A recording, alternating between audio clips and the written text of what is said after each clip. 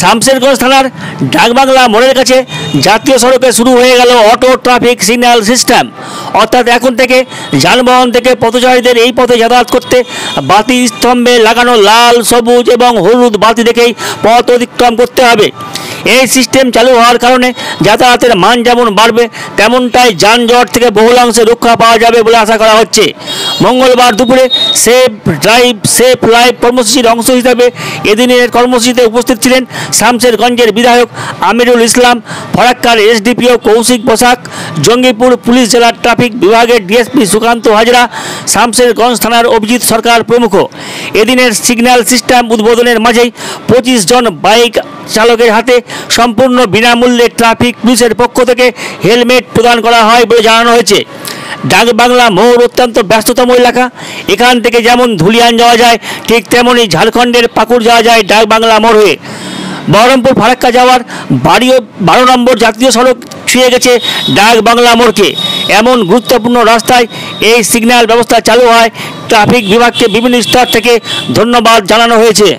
সম্মানীয় শ্রী কৌশিক বসাক মহাশয়কে এবং একটি পুষ্পস্তবক দিয়ে বরণ করে দেবেন।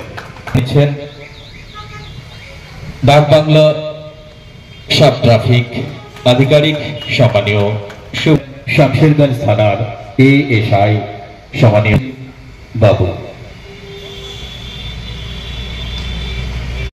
ট্রাফিক গার্ডের ব্যবস্থাপনা আর এই রাস্তাগুলো দিয়ে ট্রাফিক লাইট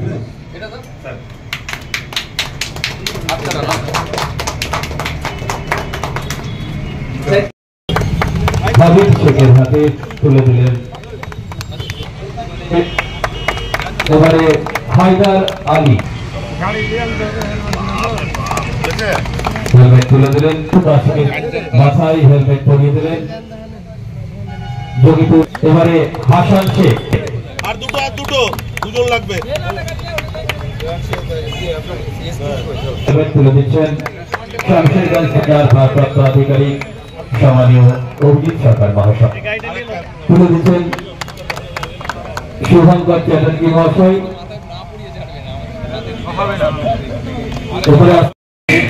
সম্মানীয় আমিরুল ইসলাম মহাশয় ওনাকে বরণ করে দিচ্ছেন শামশেরগঞ্জ থানার এসআই সম্মানীয় জালালউদ্দিন।